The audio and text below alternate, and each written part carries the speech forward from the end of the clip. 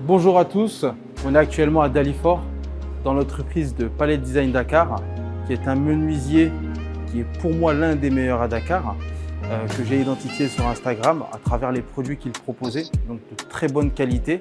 Aujourd'hui on a la chance de l'interviewer pour qu'il nous parle de son parcours, de comment il a eu l'idée de créer cette entreprise et aujourd'hui comment il répond à son marché.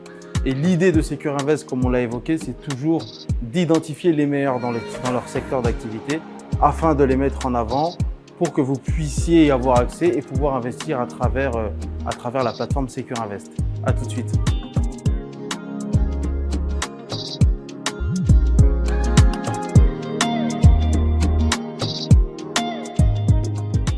Bonjour Charbel, Bonjour. merci de me recevoir dans ton atelier. Là, on est actuellement à Dalifort.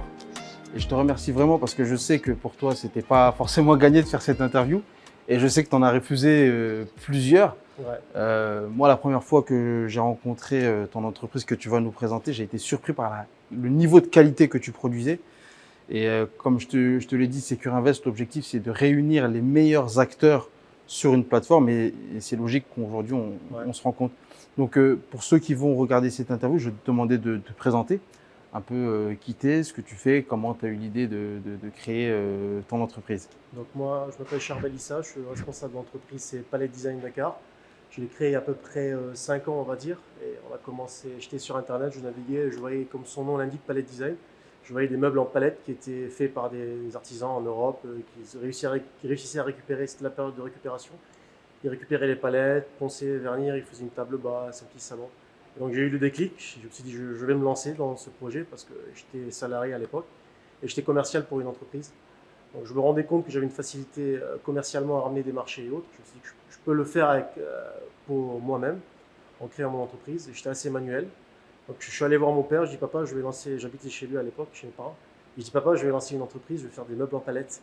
Et il m'a dit mais t'es fou toi, qui va acheter des palettes et il va les mettre dans son salon, qui va dormir sur une palette, qui va faire une table basse en palette.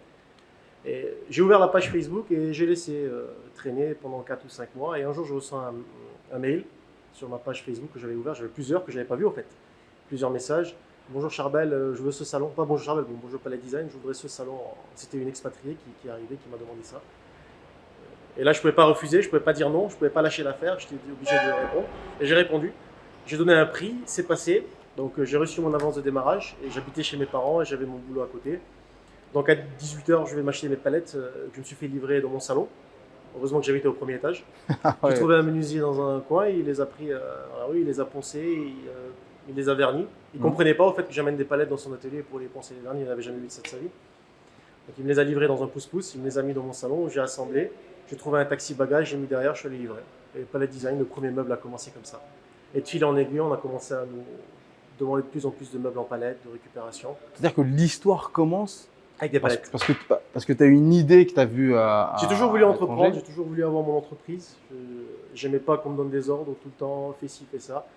Et je ne me sentais pas très bien en tant que salarié, tu vois. Donc, je me suis dit, il faut que je me lance et que je puisse créer mon entreprise. Et c'était le déclic, je suis parti sur ça.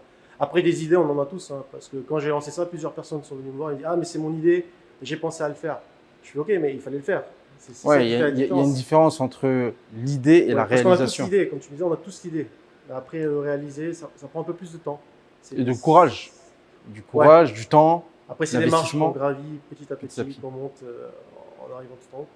Donc aujourd'hui, là on comprend le démarrage de Palette Design. Donc tu as vu un peu ce qui se faisait à l'étranger. Tu t'es dit pourquoi pas le faire ici. Pourquoi pas le faire ici, ouais. Puis après, tu as été un peu surpris, tu as vu une demande, tu as dit il faut que j'y réponde. La demande était forte, il fallait répondre à la demande et s'adapter au fur et à mesure. J'ai fait quoi, 1 an dans mon salon. Je rentrais du boulot à 18h, je partais le soir, je bricolais des palettes, je les faisais livrer en charrette. Donc c'était invivable, tu ne peux pas exploser comme ça. Et de fil en aiguille, on a déménagé, j'ai déménagé dans une cour, on m'a filé une cour avec 4 poteaux, une toiture de 2 mètres sur 2 mètres dans la rue, on peut dire ça, avec des moutons à côté. Il n'y avait pas d'électricité, on a bossé là-bas.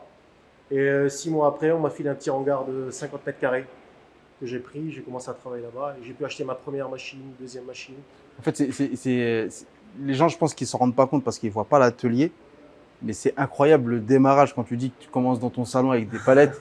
Et là, on voit le nombre de personnes qui travaillent, l'outillage. On est à 1000 mètres carrés, on a une dizaine de machines, on en a encore 3 qui arrivent.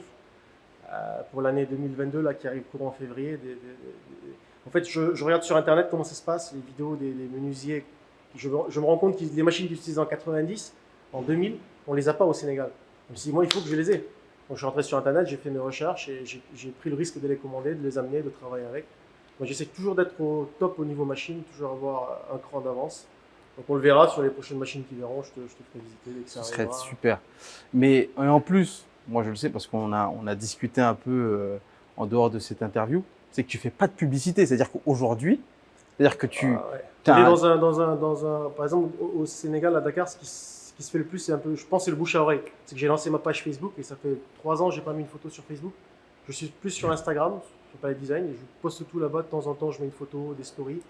Et j'ai jamais le temps, en fait. Parce que quand je poste une photo, en général, c'est un dimanche après-midi ou un soir, j'ai rien à faire, je poste, ou je fais une petite story. Mais j'ai rarement le temps de me poser, de le faire. C'est plus du bouche à oreille. Allô, on a vu ton boulot là-bas, on m'a parlé de toi. Bon, après, des fois on dit du bien, des fois on dit du mal. Quand on dit du bien, c'est que je fais une bonne qualité de travail. Et si elle n'est pas toujours bonne, j'accepte mon erreur, je reprends, je refais ce que le client soit satisfait. Donc j'essaie d'être honnête avec lui, d'être correct. Là où ce qui me fait défaut, c'est plutôt sur le délai, comme on dit, la date de livraison. En fait, t'es victime de ton succès, très bon, quoi. En fait. J'essaie de satisfaire tout le monde, de faire des meubles à tout le monde. Et forcément, je ne respecte pas mes délais. Et je ne peux pas bâcler un travail et le livrer. Le client se fâche. Donc, ça me fait perdre des clients. Je l'accepte, mais… La qualité, c'est le… Je préfère la qualité que… Je préfère ça. Maintenant, on est dans une nouvelle organisation cette année. Comme je te dis, cette année, on n'est pas dans l'investissement matériel parce que j'ai passé 4 ans, c'était investissement matériel. J'avais de bons menuisiers, mais là, je suis dans l'investissement du personnel. Je suis en train de m'organiser parce que ça a été un frein pour moi à l'organisation, de ne pas l'être, je comprends. Plus être focus dans le business interne de l'atelier, de machines et autres. Maintenant qu'il y a une bonne base et qu'il y a un vrai marché, maintenant c'est de cadrer. Le marché est grand. Comme tu le vois, au Sénégal, c'est en train de s'agrandir, tout explose. Il y a beaucoup de rénovation de maisons, de construction de nouvelles maisons. Les gens ont besoin de portes et ils se disent pourquoi aller importer si je peux le faire ici. Avec Parce une que c'est qualité. beau si tu importes, ça arrive, que c'est mal monté, tu fais comment? Alors que là, tu as un service après-vente. Donc moi, j'importe beaucoup maintenant. Je ramène du Maroc, je ramène de la France, je ramène de la Chine, de bonne qualité de Chine aussi, pour faire mes mobiliers, mes cuisines, mes dressings. Là, quand tu dis que tu importes, c'est la matière première. La matière première, les gens comprennent bien. Les accessoires, les coulisses et tiroirs. J'essaie de tout ramener moi-même. J'achète en local aussi, mais je ne trouve pas toujours la qualité que je veux en local. Et quand on trouve, des fois, c'est excessivement cher. Donc, je travaille toujours avec le local et je ramène pour essayer de me démarquer de la concurrence et autres. Même si la concurrence est présente. Mais on ne note pas une baisse de boulot parce qu'il y a du boulot pour tout le monde. Donc on bosse bien. Il y a de très bons acteurs ici. Il y a des gens qui bossent très très bien ici. Il faut se le reconnaître. Et voilà. Mais ça fait, je pense que le fait d'avoir des très bons, ça fait monter la qualité et ça hausse le niveau, ça met une pression. Ça met une pression. Donc c'est positif. Tu dis qu'à un moment ou un autre, ça peut s'arrêter. Je ne peux pas continuer à avoir des retards tout le temps. Donc, je dois faire en sorte, là je suis en train de faire en sorte qu'il n'y ait plus de retard. C'est que quand on annonce un délai, qu'on respecte ce délai et qu'il n'y ait pas de retour de livraison et autres. Quoi. Parce que je garantis 1 an mon travail, voire plus, des fois 2 ans. Et le client, s'il y a un SAV, il ne paye jamais rien derrière. Il ne fait jamais repayer quand on doit aller refaire un meuble, rectifier. Parce qu'on est dans un climat où le bois, il bouge beaucoup. On peut livrer un meuble, il est parfait chez nous. Dès qu'il sort de l'atelier, le temps d'arriver chez le client, on va livrer un bout, on arrive, ça commence à craqueler, on installe, le bois qui bouge. Donc ça, c'est un problème ici. Le client ne comprend pas forcément, il dit que c'est une malfaçon et autres. Alors que c'est la qualité du produit qui n'est pas forcément… Si le bois n'est pas sec, on n'a pas du bois sec, donc c'est un peu compliqué. Les meilleurs bois, on les reçoit pas en Afrique. On n'a pas les plus belles planches de bois au Sénégal. Donc du coup, en fait, structurellement, en fait, tu as un problème de qualité. C'est-à-dire qu'avant même d'avoir commencé, tu pars un peu avec… Il y a un petit retard. Tu es en France, je donne un exemple, tu es en France, tu vois Leroy Merlin, tu rentres, tu as tout qui est devant toi. Tous les outils que tu veux sont devant toi. Tu vas acheter ta planche déjà prête, tu l'achètes, tu pars. Mais là, tu vas pas le faire. Là, tu dois acheter un fardeau de bois, le ramener, le passer dans tout le processus des machines que je t'ai montré. Est-ce que tu vois? Tu ne vas pas directement avoir un produit fini, tu es sûr de la qualité et autres. Donc, on achète beaucoup de bois, il y a des fissures qu'on doit jeter, de l'aubier qu'on doit jeter, des nœuds qu'on doit jeter. Donc, c'est plusieurs choses qui rentrent en compte, qui rendent le travail difficile. Et on s'est tourné sur le contreplaqué. Comme tu peux le voir, on fait beaucoup d'armoires, de dressing. C'est la question que j'allais te poser. Aujourd'hui, on connaît à peu près l'histoire de Palette Design, ce que vous faites. Mais concrètement, c'est quoi les produits que tu proposes? Si tu te positionnes sur quel marché? Est-ce que tu fais tout? Est-ce que tu fais du sur-mesure? Moi, je fais beaucoup de sur-mesure. Je fais que du sur-mesure. Je fais jamais de série. Jamais tu viendras voir un meuble qu'on va te exposer à vendre. J'ai pas le temps de le faire. C'est pas C'est pas ma ta marque de marque. fabrique. Les gens me connaissent, Charbel, on veut un truc sur mesure, un truc qui va rentrer, qui se loger, on veut proprement, on veut le bien faire. Et voilà. Moi, je fais plus de palettes, clairement. Je fais beaucoup de bois massif. Tu vois tout l'atelier bois massif. Et je fais de l'aggloméré, les contreplaqués. J'ai la plaqueuse de champ, comme tu l'as vu, la scie à panneau. On a d'autres machines encore qui arrivent, des commandes numériques pour un peu faciliter le travail. Et on essaye toujours d'avoir une bonne finition, un bon montage. On monte à l'atelier, on démonte, on vérifie, on appelle le client qui vient réceptionner avant de livrer.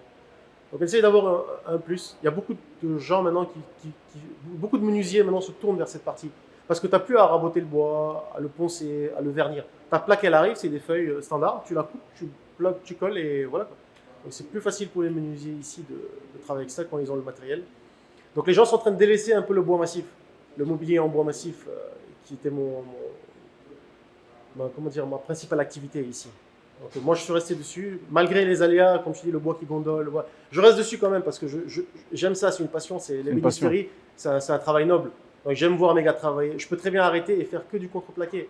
Mais non, je veux continuer dans ce que je fais. Je trouverai tôt ou tard comment faire pour avoir du bois sec, pour ne plus avoir de retard, pour que quand je colle, ça décolle pas, pour que ce soit un travail parfait. Parce que quand on voit un meuble qui est fait avec les mains, en bois massif, bien poncé, bien fait, tu as plus de plaisir que de voir comme disons, un meuble importé en contreplaqué. Contreplaqué, c'est pas la Peu même importe qualité. ce que tu mets dedans, c'est pas le même ressenti. Un beau truc en bois, est-ce que tu vois? On fait beaucoup des maisons en bois aussi, on fait des chalets en bois. Donc aujourd'hui, vous faites quoi? Vous faites Tout ce qui est menuiserie intérieure, extérieure. Donc c'est les portes, dressing, cuisine, mobilier. Si tu veux un mobilier spécial, on te le fait. Tu veux une maison en bois, complètement en bois, ossature bois, on vient, on te la monte.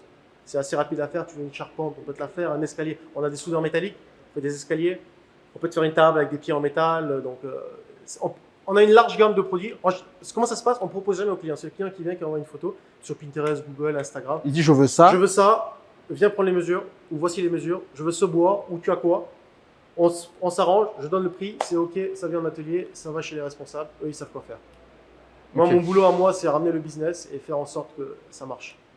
Avant, j'étais plus focus dans les machines, dans l'atelier, dans le truc. Je me suis un peu détaché de cette partie et c'est plus présent chez le client, commercial, répondre à toutes les demandes, parce que je n'arrivais pas à répondre à toutes les demandes. Donc, C'est qu'aujourd'hui, perdre des marchés. c'est ce que tu m'as dit, c'est qu'aujourd'hui, en fait, tu as une demande qui est tellement forte que tu refuses des clients. C'est pas que je refuse, c'est que je réponds pas parce que je peux pas dire au client je te livre dans 4 mois, c'est pas possible, ou je ne veux pas faire, tu peux pas répondre ça à un client. Et c'est pour ça qu'il y a d'autres acteurs qui viennent. Les gens me disent embauche, je prends plus de monde. Je fais non, je peux pas prendre plus de monde, je peux pas les gérer. C'est assez compliqué. Ouvre un deuxième atelier, je peux pas être dans 2 ateliers. Bon, va plus loin, donc c'est assez compliqué. Il y a plusieurs facteurs qui rentrent en jeu que le client ne voit pas forcément, que c'est facile de dire fais ci, fais ça. Et quand on est à l'intérieur, on voit Ouais, l'opérationnel, la difficulté de gérer une équipe. de gérer une équipe, que ça se passe bien. Après, c'est l'organisation qui fait un peu tout le boulot, quoi. Ok. Donc moi, mon boulot, c'est m'assurer que la qualité est bonne avant d'être livrée. Si c'est pas bon, on refait jusqu'à ce que ce soit bon, que le client valide. Si le client est content, bon, en général, ils sont contents, sinon je ne bosserai pas. Après, voilà, si le client n'était pas content, je n'aurais pas de boulot. Soit clair. Si j'ai du boulot, c'est parce que je fais du bon boulot. Donc, si je suis en retard, c'est vrai que j'ai des retards, mais bon. Cette année 2022, elle est dédiée à régler ces retards, régler les problèmes, tout mettre sur papier, quels sont les pour et les contre, et faire en sorte qu'il n'y ait plus de retard. Le client appelle, delivery time, 1 semaine, 10 jours, dont on soit devant sa porte à 9 jours. Quoi. En fait, moi, c'est la première chose que j'ai appréciée sans même te connaître, c'est évidemment on m'a recommandé de te rencontrer. Puis après, j'ai vu le niveau de qualité de ce que tu faisais. Et après, on a pu échanger, on a bien fité. Et c'est surtout la transparence, c'est de dire, OK, aujourd'hui, on fait ça de cette façon. On a des choses qu'on doit améliorer et qu'on va améliorer. Et ça, en réalité, c'est ce que le client cherche. C'est-à-dire qu'il y a des retards, c'est de transparent et c'est ce que… Faut parler au client, faut lui expliquer. Je leur demande souvent de venir au client, venir voir, qu'ils comprennent que c'est pas facile. Si on te dit s'il y a du retard, c'est que c'est pas on traîne, c'est pas on fait autre chose. On est en train de le faire, mais c'est pas facile. On peut faire une erreur de coupe, on perd du temps. On peut avoir un ouvrier qui est absent, on peut avoir des ruptures de stock. Ça fait partie du jeu, donc on essaie de donner un délai plus grand pour essayer de pallier à cela. Mais cette année, voilà, comme j'ai dit, on va faire en sorte qu'il n'y ait plus tout ça, quoi. Et aujourd'hui, parce que on l'a dit, tu fais pas de publicité. Les gens qui vont voir cette interview, il y en a qui vont être intéressés, qui vont dire bah, moi je veux faire des portes, je veux un meuble, je veux un dressing sur mesure. Bah, est-ce qu'on peut imaginer pour 2022 un site internet Palette Design? C'était mon objectif. C'était il y a 2 ans, je réfléchissais à ça, c'était faire un site internet et faire 20 dressings déjà fait comme Ikea, tu cliques, rajouter au panier, faire livrer. Faire des tables, des trucs déjà prêts, des trucs standards. Mais en fait, si j'ai pas le temps d'aller livrer mon Ouais. client actuel, je vais pas aller me fatiguer à faire autre chose et planter les deux business. Mm. Tout le monde me dit ouvre un site, fais un showroom, ouvre un magasin. Je mets tout ça. Ça demande une demande du production. temps, ça demande faudrait de doubler la gestion, production. et ça demande une organisation, Et je ça peux demande pas. de recruter, ça demande plein de... En fait, il y a plein de choses qui font que, bah, Voilà. Et aujourd'hui- après, va trouver des très bons ouvriers dans le bois massif, c'est compliqué. Dans l'aggloméré, c'est compliqué. Après, il y a beaucoup de clients qui prennent des photos, qui mettent sur Insta, mais sur les photos, c'est toujours beau. C'est la réalité. magnifique. Après, il faut venir, il faut toucher, il faut regarder en bas. Si en bas, c'est propre aussi, si c'est verni, si c'est poncé. Tout ça, c'est des détails que certains clients voient et d'autres ne voient pas. Moi, mes clients, c'est plus, ils vont regarder en bas avant de regarder en haut le meuble. Quoi. Ils vont voir le meuble quand il arrive, ils vont regarder par en bas, est-ce que c'est propre, c'est bien fait, avant de regarder le dessus. Est-ce que tu vois? On va faire en sorte que tout soit propre, que tout soit. Ça a un coût, qui est le temps d'aller poncer en bas, mais bon, ça paye parce qu'au final, là, je traîne encore mes commandes de 2021 que j'ai pas terminées, que j'essaie de boucler ce mois-ci pour faire les commandes de 2022. Donc, après, les clients te critiquent. La critique, elle est positive et négative. Donc, la critique, il faut l'accepter. Qu'elle soit bonne ou mauvaise, il faut l'accepter parce qu'elle te fait avancer. Elle te fait avancer, bien évidemment. Quand on te critique, c'est pas pour être méchant avec toi. Il y en a qui se vexent, il y en a qui se fâchent. Moi, j'accepte ma critique. Quand elle est fondée, elle est vraie, je l'accepte, je m'excuse et je fais en sorte que ça ne se reproduise pas. Après, voilà, j'ai gravi un escalier, j'ai gravi des échelons, je montais première, deuxième marche. Je suis pas arrivé, j'ai sauté, peux arriver tout en Ouais, haut. donc c'est J'ai le temps compris le d'adaptation. métier. Si j'avais démarré Palette Design avec une usine directement, je me serais cassé les dents, je pense. J'aurais jamais pu avoir tous les marchés que j'ai. C'est au fur et à mesure que les choses se sont faites, ça a mis des années. bouche à Et je oreille. sais que dans 5 ans, je ne serai pas, si je suis toujours en vie, si je le souhaite, que j'ai 5 fois plus que ça. Parce que mon objectif, c'est vraiment prendre le plus de marchés possible, satisfaire le plus de clients possible et commencer à exporter si je peux, en Afrique de l'Ouest et autres. En tout cas, Secure Invest sera ravi de participer en tout cas à cette expansion parce que, comme je te l'ai dit, on a pu en discuter. Dans l'investissement, que ce soit locatif ou acheter un terrain pour construire sa maison, à un moment donné, on passe forcément par de la menuiserie pour faire des portes ou Exact. des meubles. Donc, c'est un processus inévitable. Et il y a plein de gens qui ont besoin de ça et qui n'ont pas forcément de référence. Et justement, l'idée d'avoir les meilleurs, c'est d'avoir une référence. Ouais.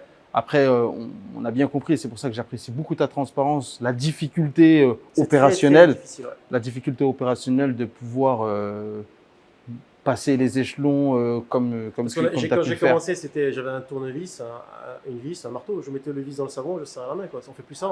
C'était en 2018. On fait plus ça. Plus personne fait ça en Europe. Tout le monde a du matériel et tout. Oui. Donc on n'avait pas de quoi investir. Et petit à petit, on a eu les sous pour acheter des machines. Après, il y a un prêt de la banque qui nous a accompagnés sur une période de 2 ans. On a pu acheter des machines. Aujourd'hui, je peux dire que j'ai acheté toutes les machines que je voulais sur fonds propres en travaillant de l'atelier.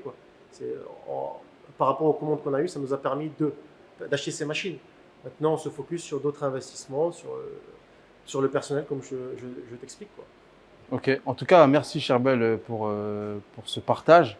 Merci à vous d'être venu. Non, c'est normal. Je pense que, comme on l'a dit, on pourra monter ensemble, gravir, et c'est toujours une complémentarité qui fait qu'on avance. C'est-à-dire que toi, tu es expert dans un domaine. Moi, mon objectif, c'est de mettre en avant les meilleurs dans leur domaine pour que les gens ont la possibilité de pouvoir en bénéficier. J'espère ne pas te décevoir. Alors. Non, il n'y a pas de raison parce que en réalité, ce qui compte, c'est la transparence et c'est l'honnêteté. C'est-à-dire que personne n'est parfait. Quand tu vas chez Leroy Merlin, on peut en citer d'autres. Hein, tu peux prendre un meuble qui a un défaut. Tu en vois. C'est le service après-vente. Je les ai vus, il y avait des défauts. Mais il faut accepter. J'ai fait une erreur. J'accepte mon erreur. Je reprends. Ça Exactement. mes frais, je ne demande pas de payer. C'est ça que les gens demandent. C'est ça qu'il faut faire. C'est ça que les gens demandent. C'est Maintenant, l'accompagnement et le suivi. Il y a certains clients qui se fâchent, d'autres non. Mais c'est comme ça, on perd des clients, on en gagne. On peut pas plaire à tout le monde. Exactement. Personne ne plaît à tout le monde, c'est impossible. Exactement. Donc j'ai mes clients qui me suivent depuis des années. J'en ai perdu certains. Bon, c'est triste, mais ça continuera. J'en gagnerai, j'en perdrai. Je le sais. Je peux pas être le meilleur. Il n'y a personne qui sera le meilleur, peu importe l'entreprise, qu'on commande en extérieur ou qu'on fasse faire ici. Donc voilà, l'essentiel c'est d'avancer, toujours avancer et accepter les critiques et aller de l'avant. Et du coup, pour aller au bout de cette interview, parce qu'on on arrive à la fin, qu'est-ce qu'on peut te souhaiter pour 2022 ?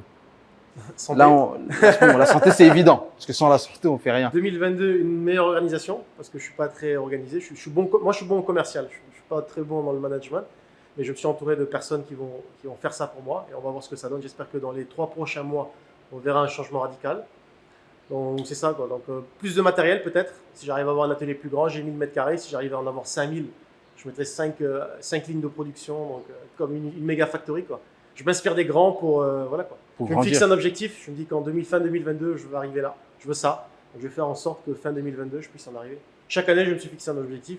J'ai pu l'atteindre à 70% et autres, quoi. Je suis pas déçu. Donc j'espère que ça va continuer comme ça et que voilà. En tout cas, c'est un honneur et un plaisir en tout cas Vraiment. d'avoir fait cette interview et surtout de pouvoir demain voir l'évolution de Palais Design et surtout d'en faire profiter aux Tu prochains. viendras l'année prochaine à la même période et on fera une autre vidéo, on verra ce qui a changé, ce qui n'a pas changé. C'est noté. Merci, On prend rendez-vous pour l'année prochaine. Ça roule, on fait Merci comme ça. Charbel. Merci.